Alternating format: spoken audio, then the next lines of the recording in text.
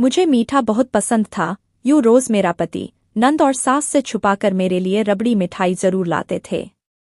जब मैं दिन भर घर के काम सारे कर लेती, थक जाती तो रात को पति मुझे मिठाई खिलाता और कहता, यह मिठाई बहुत महंगी है, सिर्फ तुम्हारे लिए लाता हूं। मैं पति की मोहब्बत देखकर शर्मिंदा हो जाती, मगर वह मिठाई जब भी मैं रविवार को खाती तो मुझे गहरी नींद आ जाती और सुबह होती तो अजीब सी हालत हो जाती। यूं एक दिन रविवार मिठाई खाने का ड्रामा किया और नाटक करके जैसे ही लेटी थी तो मेरी शादी के चंद महीने पहले मेरी सास, मेरा पति मुझ पर इतनी ध्यान नहीं देता था। मेरी कोई बात भी नहीं सुनता था, मुझे बहुत बुरा लगता।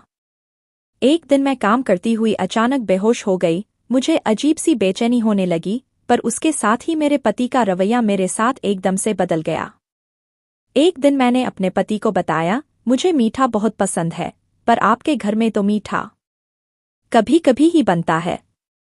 मैंने यह बात ही कही थी कि अगले दिन ही जब रात के वक्त में थकी हारी कमरे में आई तो मेरे पति ने मेरे सामने एक बैग रख दिया। मेरे पूछने पर बताया, तुम्हारे लिए मैं रबड़ी लाया हूं। अपने पति की बात सुनकर मैं हैरान हो गई। आज से पहले तो कभी मेरे लिए कुछ भी नहीं लाते थे, यह अचानक से रबड़ी मिठाई क्यों लाए हैं? मैं हैरान परेशान हुई, अचानक कैसे इतना बादल गए? मैं भी अपनी मम्मी और बहन से छुपकर मिलती, क्योंकि सास और ननद की मर्जी के बिना उस घर का पत्ता भी नहीं हिलता और मेरा पति उनकी मर्जी के बिना सांस भी ना ले, वे कैसे मेरे लिए उनसे छुपाकर मिठाई ले आएं?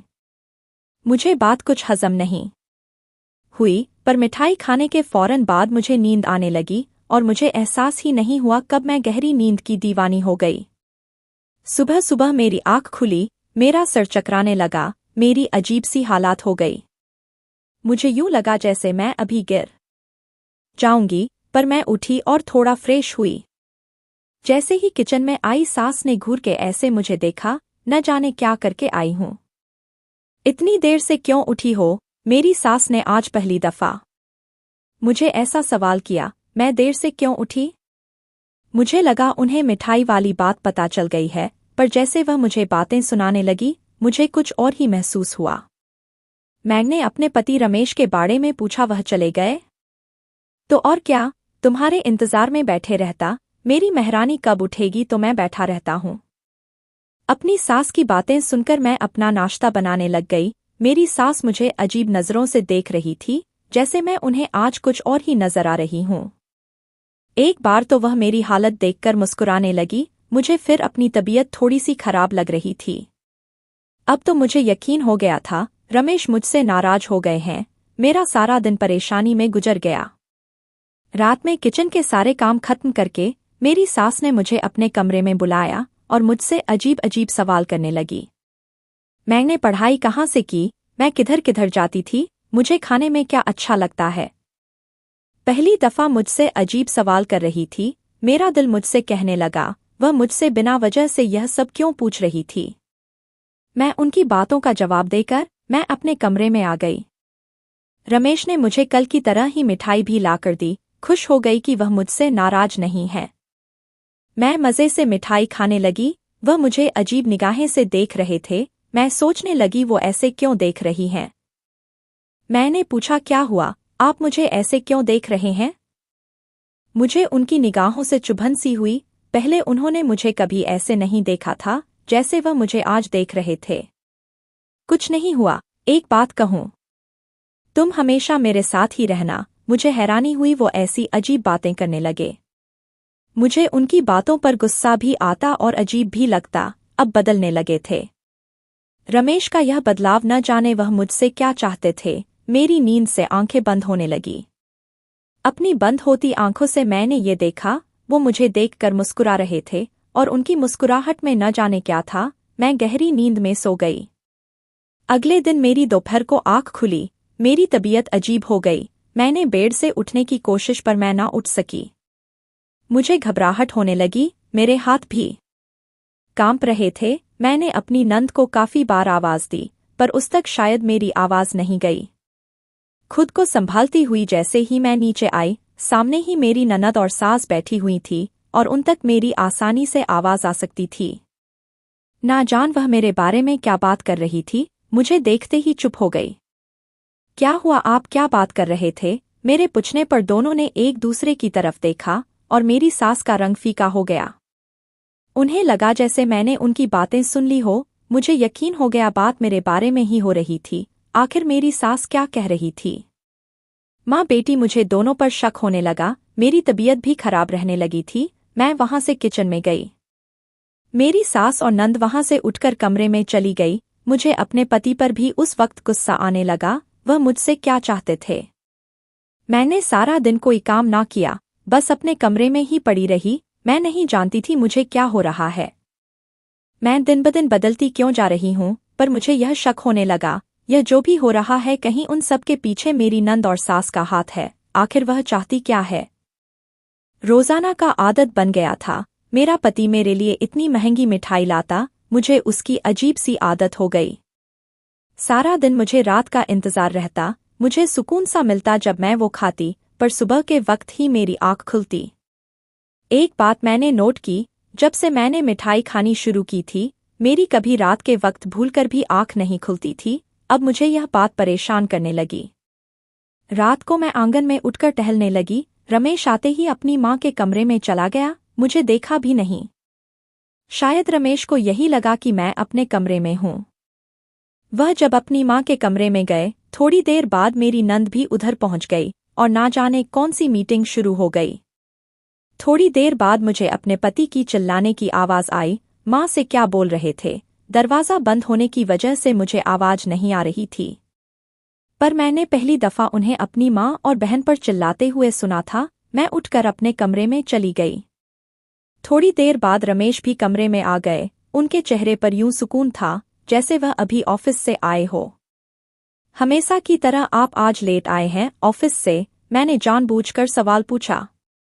हाँ, आज काम ज्यादा था, वहीं पर ही खाना खा लिया था। उन्होंने भी बड़ी सफाई से झूठ बोल दिया। उनके झूठ की वजह ना समझ सके, इसलिए आज फिर वह मेरे लिए मिठाई लाए थे। पहले मैंने खाने से मना कर दिया, पर वह मुझसे जबरदस्ती करने लगे। उनके भरपूर जबरदस्ती के मारे मैंने थोड़ी सी मिठाई खाई और बाकी मिठाई मैंने वहीं पर रख दिया। फिर उन्होंने मुझे ज्यादा नहीं कहा खाने को। थोड़ी देर बाद मुझे नींद आ गई। अचानक नींद में मुझे बेचैनी हुई, जैसे किसी ने मुझे सुई चुभाई हो। आज पहली दफा मुझे आज नींद में कुछ महसूस हुआ। मैंने जबरदस्ती अपनी आंखें खोली और लाइट ऑन करके देखा। वहां पर तो कुछ भी नहीं था, रमेश सो रहे थे।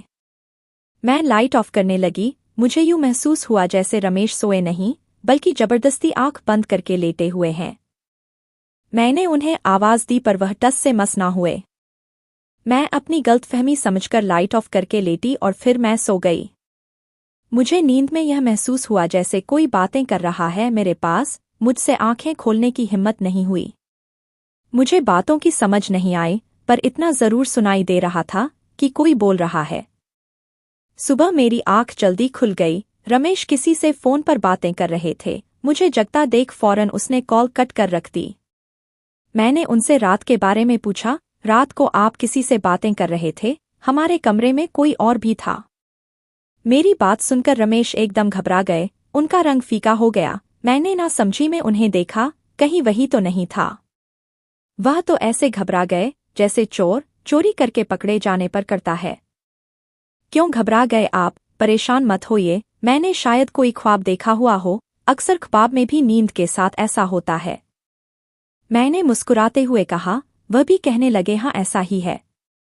मुझे दाल में कुछ काला लगने लगा। सरदिन मेरी सास मेरे साथ उखड़ी उखड़ी रही। मुझे बहुत अजीब लगता अब अपनी सास का रवैया। ये वही मेरी सास थी जिसने कितनी मिन्नतें करके मेरे माँ बाप से मेरा हाथ मांगा था। वैसे जब यह मुझे घर में ब्याह कर लाई थी, मेरे पाँव जमीन पर नहीं लगने देती थी। जब भी मेरा कहीं से रिश्ता आया, मेरे माँ बाप इनकार कर देते, या ना जाने मेरे माँ बाप ऐसा क्या करते थे, रिश्ते वाले खुद ही इनकार करके चले जाते। मुझे कभी इस बात की समझ नहीं आई। फिर एक दिन मेरी सास अपने इकलौते बेटे के लिए मेरा हाथ मांगने गई। वह पहली औरत थी जिन्होंने इतनी मिन्नतें करके मेरा रिश्ता मांगा था। माँ बाप ने भी दे दिया। फिर न जाने क्या हुआ, मेरी सास ने रिश्ते से इनकार कर दिया और मेरे माँ बाप उदास होने के बजाय, परेशान होने के बजाय मेरा रिश्ता इनकार होने पर मेरे माँ बाप खुश हो गए। मुझे अभी यह बात समझ न आई, मेरे माँ बाप रिश्ते से इनकार होते ही वे क्यों खुश हो जाते थे, मेरी शादी क्यों नहीं होने देते थे। कुछ दिन बाद मेरी सास फिर से आई और कहने लगी, मुझे आपकी बेटी को बहू बनाना है, आपकी बेटी मेरा घर बर्बाद नहीं करेगी। मुझे आज तक अपनी सास की यह बातें याद है, पर यह नहीं जान सकी यह बात क्योंकि उन्होंने। पर शुरू के दिनों में अच्छी थी मेरे सास, अब यह अचानक इतना बदल कैसे गई थी। मुझे बिल्कुल भी समझ नहीं आ रहा था मेरी जिंदगी में क्या हो रहा है, पर मैं अपने पति पर कोई शक नहीं करना चाहती थी। वो तो मुझसे इतनी मोहब्बत करते हैं, कभी कभी उनकी मोहब्बत के सामने मैं शर्मिंदा हो जाती हूँ। वह मेरा इतना ख्याल रखते हैं, मेरे लिए अपनी माँ से भी लड़ झगड़ लेते हैं, और मैं उन पर शक करती हूँ। मैं आंगन में दोपहर के वक्त बैठी हुई थी, अचानक से मेरी सास मेरे पास आई और गुस्से में बोली, बहुत तेज हो गई हो, मेरे बेटे को उंगलियों पर नचाना चाहती हो। यह नए नए ड्रामा करके क्या साबित करना चाहती हो। मैं जानती हूँ जो तुम मेरे बेटे को जलील कर रही हो, उसे परेशान कर रही हो, यह तुम्हारे सारे ड्रामा जान चुकी हूँ। मेरी सास क्या बोल रही थी, अभी यह मुझे कुछ बताने वाली थी। इसी वक्त रमेश आ गए और उन्होंने अपनी माँ को रोक दिया, जैसे वह ना जाने वो मुझे क्या राज बता सकती थी। मैं भी उठकर अपने कमरे में चली गई, मेरे पीछे पीछे पति रमेश भी। मैं बिल्कुल चुप थी, मैं कुछ जानती नहीं थी, इस वजह से कुछ बोल भी नहीं सकती थी, क्योंकि मेरे पास कहने को कुछ भी नहीं था और मैं अपनी सास की कोई बात समझ नहीं पाई। वह कौन से ड्रामे की बात कर रही थी, मैं कौन ड्रामा कर रही हूँ। अक्सर मेरी सास जाकर मेरे कमरे की तलाशी लेती, कभी मेरे कमरे से मेरी कोई चीज़ उठाकर ले जाती, कभी कोई। मैंने कभी उनसे कोई सवाल नहीं किया। मैंने रमेश से सुबह उनकी जल्दी जाने की वजह पूछी, पर उन्होंने कोई जवाब नहीं दिया और बाहर चले गए। रात के वक्त आए, मैं उनके इंतजार में ही बैठी थी, मगर मुस्कुराते हुए उन्होंने कहा, थोड़ा सा इंतजार कर लेती, मैंने घर ही तो आना था। ऐसा लगता अब मीठा पसंद नहीं रहा तुम्हें, पहले तो बड़ी खुशी खुशी खाती थी मिठाई। मैंने उनकी बात सुनी और मुस्कुराने लगी, मैं तो अभी भी खाती हूँ, मैं यह कहकर आज भी जी भर के खाने लगी। पर जैसे ही वह मैं खा रही थी मेरा सर चकरा रहा था। अचानक मैंने देखा कमरे में कोई लड़की आई है, और उस वक्त तक मुझमें हिम्मत नहीं थी। मुझे सुकून की नींद आ रही थी, मैं दुनिया जहां बेगाना होकर उस वक्त सोने के लिए बेताब थी। तकिए पर सर रखते ही मुझे सुकून सा मिल गया। मुझे कोई हर्ज नहीं था मेरे कमरे में लड़की आई है या लड़का। मेरे कमरे में क्या करने आई थी इतनी रात के वक्त, यहाँ तक कि मेरा पति भी कमरे में था। सुबह उठकर मैं यूं ही सोचने लगी, आखिर में लड़की कौन थी और क्यों मेरे कमरे में आई थी। सारा दिन मेरा परेशानी में गुजर गया। मैंने फैसला कर लिया था अब मैं मिठाई नहीं खाऊंगी, सब कुछ इसी की वजह से हो रहा था। जब से मैंने वह खाना शुरू किया था सब कुछ बदल गया। सास और नंद का मेरे साथ बुरा रवैया हो गया और मेरे पति का मेरे साथ अच्छा हो गया रवैया। रात के वक्त जब रमेश मिठाई लेकर आए, मैंने सोचा मना करूं, पर मैं ना कर सकी जितने प्यार से वह मुझे दे रहे। वह मुझे पकड़ाकर बाहर चले गए। थोड़ी देर बाद आए, मैं तब तक सोने का ड्रामा करने लगी। पहले रमेश न जाने किससे क्या बातें कर रहे थे, मुझे कुछ नहीं समझ आई, इंग्लिश में लगे हुए थे। मैं भी सोने वाले अंदाज में लेटी रही। मुझे सच में नींद आने लगी जब काफी रात हो गई। रात को 12 बजे का वक्त था। कोई कमरे में आया हुआ है। मैंने हल्की सी आंखें खोलकर देखा। रमेश ने उससे जो बात की वह सुनकर मुझे यूं लगा किसी ने सर पर बम फोड़ दिया हो। परेशानी पर पसीना चमकने लगा। सोते हुए भी मुझे रमेश से नफरत हुई। वह शख्स कौन सी दवाइयों की बात कर रहा था, मुझे कुछ समझ नहीं आई। अचानक दूसरा आदमी मेरे पास आया, मुझे बाजू पर चुभन होने लगी। उन दोनों की बातें सुनकर मेरी रूह भी कांप गई। जैसे ही मुझे उसने इंजेक्शन लगाया, मुझे यूं लगा किसी ने मेरी जान निकाल ली हो। न जाने यह क्या था, मेरा दिल किया मैं चीखने चिल्लाने लगूं। मेरे लिए बर्दाश्त करना मुश्किल हो गया। मुझे समझ नहीं आया मेरे साथ क्या हो रहा है। मैं बर्दाश्त करके लेटी रही। न जाने मुझसे रमेश क्या चाहता था और यह सब क्या था। सुबह मैं उठी, देखा मेरी आंखें लाल हुई थी। आज मेरी हालात पहले से भी ज्यादा बुरी हो चुकी थी। मुझे यकीन हो गया था कि मुझसे रमेश कुछ छुपा रहे हैं। रमेश ही नहीं बल्कि माँ भी कुछ छुपा रही थी, जो रमेश भी मुझसे छुपा रहे थे। यह सब न जान मेरे साथ क्या खेल खेल रहे थे, मुझे कौन से कामों में इस्तेमाल कर रहे थे। मुझे न जान कितने वर्षों के से घेर लिया था। मुझे नफरत होने लगी अपने पति से। मेरा दिल करने लगा कि मैं सब कुछ छोड़कर अभी अभी अपने घर चली जाऊं। उस वक्त मैं ज्यादा तकलीफ में थी। पूरा दिन मैं अपने कमरे से बाहर ना निकली। रात के वक्त जब रमेश घर आए, मैंने उनसे भी कोई बात ना की। उनका रवैया भी मेरे साथ कुछ अजीब सा था, मुझसे कोई बात ना की। अचानक मेरी नज़र उनकी बाजू पर गई जहां पर पट्टी बंधी हुई थी। आज वह मेरे लिए मिठाई भी नहीं लाए थे। मैंने कोशिश की पूछूं हाथ पर क्या हुआ है, मिठाई क्यों नहीं लाए, पर मुझे कल रात की बात याद आ गई। मेरा दिल किया पूछूं वह मुझसे क्या चाहता है। मर्तबा कोशिश की फिर चुप हो गई। अगर मैं गलत हूं तो कल रात जो मैंने देखा वह सब कुछ भी सोचने लगी। एकदम अचानक क्यों बदल गए थे, कुछ तो उनके दिमाग में भी चल रहा था जो मुझे नहीं बता रहे थे। अगर कल रात मैं सब कुछ ना देखती तो न जाने वो मेरे साथ क्या कर देते। उसके बाद काफी दिन हमारे बीच कोई बात नहीं हुई, पर मैं अजीब सी होने लगी थी। मेरी तबीयत हर वक्त खराब रहने लगी। मुझे लगता मेरा सर भी फट जाएगा। मैं सारा दिन पूरी रात बेचैन रहती। मेरा दिल भी बहुत धड़कता। रमेश अब रात को डर से घर आता, अपनी माँ के कमरे में चला जाता। जिस दिन रमेश कमरे में ना आते मेरी तबीयत बहुत खराब होने लगती। जैसे मुझ पर वह लोग कुछ जादू टोना कर रहे। आज भी वह काफी रात को मेरे कमरे में आया। क्या चाहते हो? आप मुझसे बात क्यों नहीं करते हो? मैं आपसे बात करूं तो जवाब नहीं देते। कभी हाल पूछा है मेरा इस घर पे सारा दिन कैसे बीतता है? मेरी तबीयत खराब रहती है। मैंने आज गुस्से में तंग आकर कह दिया। मुझे अजीब नजरों से घूरने लगे। वो मुझे बिना जवाब दिए ही वहां से चले गए। अगले दिन मैं अपनी नंद के साथ शॉपिंग करने गई। उसने कहा चलो लंच करके ही चलते हैं।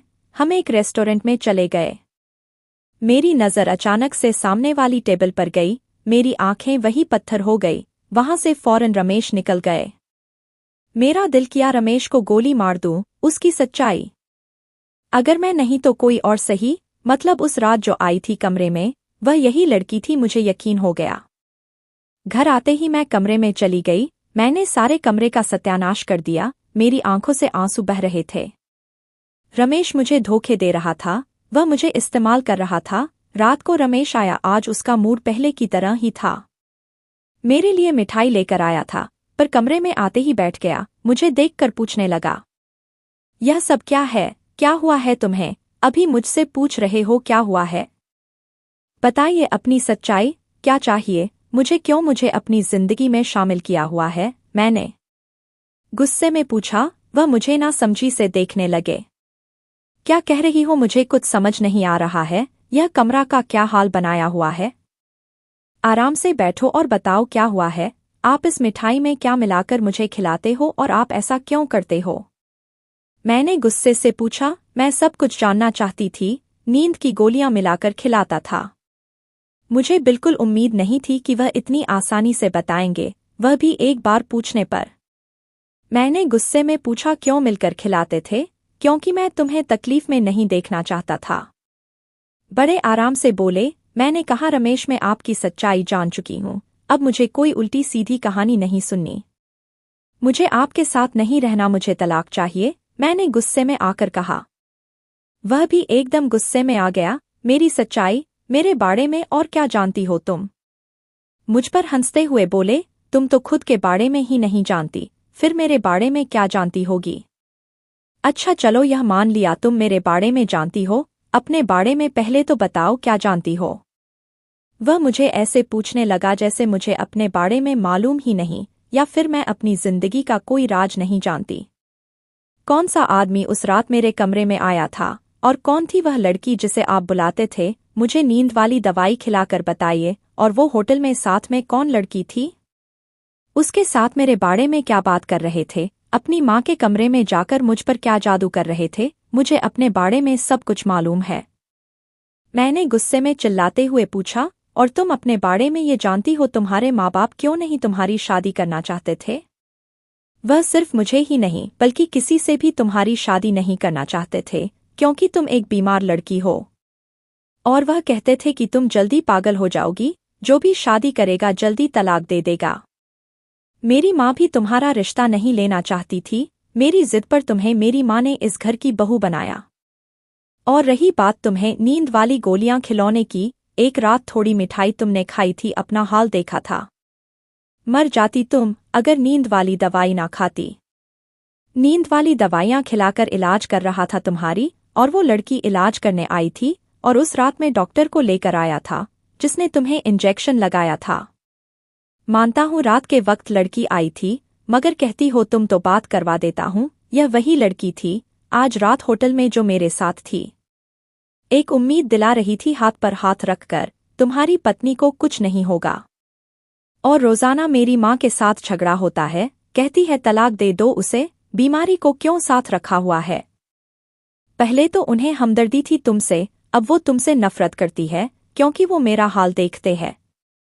कैंसर है तुम्हें, इसलिए तुम्हारे घर वाले कहते थे तुम अगर पागल हो गई तो जिससे शादी होगी वो वही छोड़ ही देगा तुम्हें। इसी वजह से कहा था कि हम ख्याल रखेंगे तुम्हारा। और यह जादू वाली बात किसने तुम्हारे दिमाग में डाली थी? ऐसा कुछ नहीं है, फिक्र मत करो, मेरी माँ भी तुम्हारे साथ ठीक हो जाएगी। रमेश ने मुझे सारी सच्चाई बता दी। रमेश की बातें सुनते ही मुझे एहसास ही नहीं हुआ कब मेरी आंखें से आंसू गिरने लगे। अब मुझे लगता जमीन फटे और मैं उसमें समा जाऊं। मैं कितना गलत समझ रही थी, और वह मेरे लिए अपना सब कुछ कुर्बान कर रहा था। मुझे कैंसर था, उसके बावजूद उस आदमी ने मुझे अपने साथ रखकर भी मुझे नहीं बताया, क्योंकि मैं परेशान ना हो जाऊं। और मेरा इलाज करवाते रहे थे, और मैं इसे कितना गलत समझ रही थी। मैंने इसी वक्त रोते हुए वादा किया, आइंदा कभी भी ऐसा नहीं करूंगी। वह भी मुस्कुरा दिया। जानता हूं अब तुम कभी ऐसा नहीं करोगी, और तुम जल्दी ही ठीक हो जाओगी। रमेश ने मुझे दिलासा दिया। रमेश जैसे लोग आजकल कहाँ मिलते हैं, जो कि एक बीमार पत्नी के लिए अपनी माँ से भी लड़ाई कर सकता है।